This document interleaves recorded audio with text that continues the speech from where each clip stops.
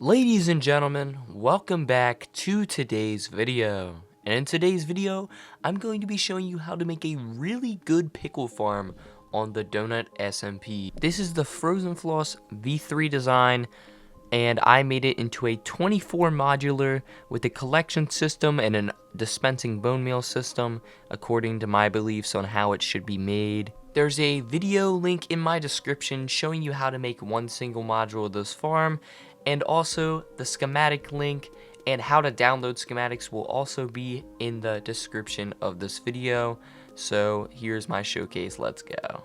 So this is the Frozen Floss V3 design. Like I said, link to how to make this is actually in my bio, but I'm going to be going over it a little bit deeper than what most of the videos do. So this is all powered by the water under the leaves right here, and this makes the coral blocks viable for sea pickles.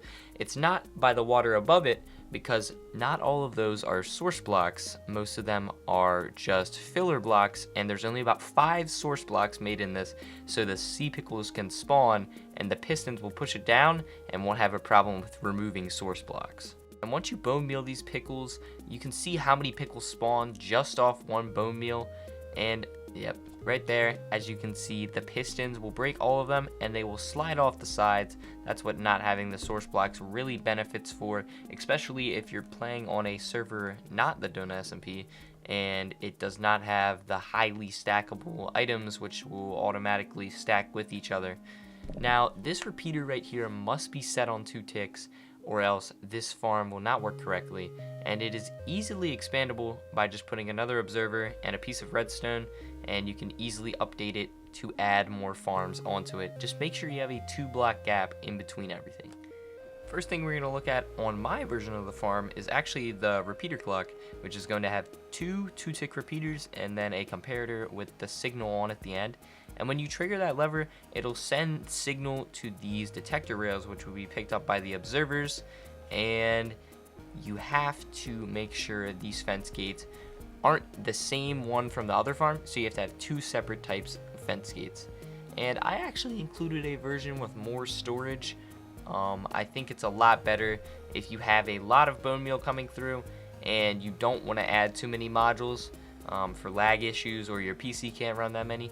But I did 24 just because I think it's a genuine thing, and it is so easy to expand. All you have to be making sure of is that you're not at the bottom of the world, and the very bottom level is not at the bottom of the world, and there's nothing but bedrock, because you can't really do that much after you get below level 59. So I would recommend building this farm a little bit higher, especially for some storage system issues.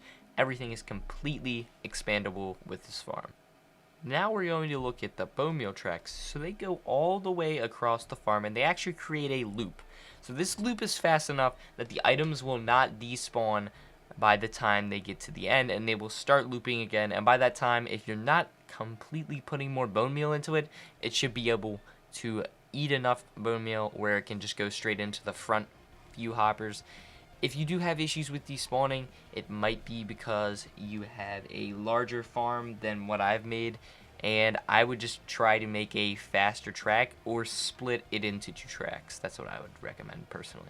But right here, I am actually dropping all the bone meal into the farm, and this is my method. I also have an auto crafter method. I did not record that while I was doing this method, but these are a bunch of bones I just had built up, and I'm just simply crafting them, throwing them in the water stream, and they'll go all the way around.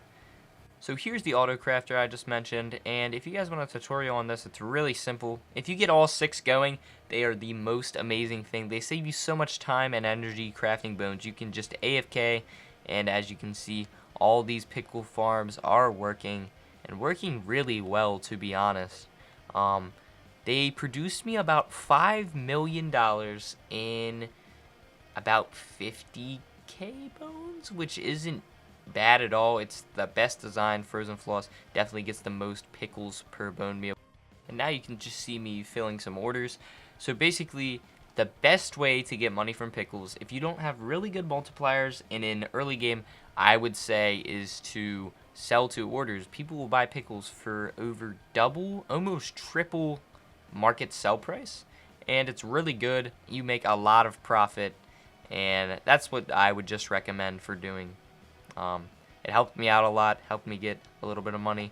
So yeah, you can see right here, I'm at like 6.3, 6.5 mil. And by the time I was done selling a bunch of pickles, I was all the way up to almost about 12 mil. And I bought some stuff with that. But yeah, dude, this is basically it. If you guys need any help with downloading the schematic and anything of that, make sure to join my Discord and just shoot me a DM or open a ticket. I will be in there answering questions. If you guys want like a full tutorial on how to fully make the farm and all the material list, make sure to leave a comment down below. That'll be greatly appreciated. I always need some feedback on my videos. And yeah, man, thank you guys all for watching.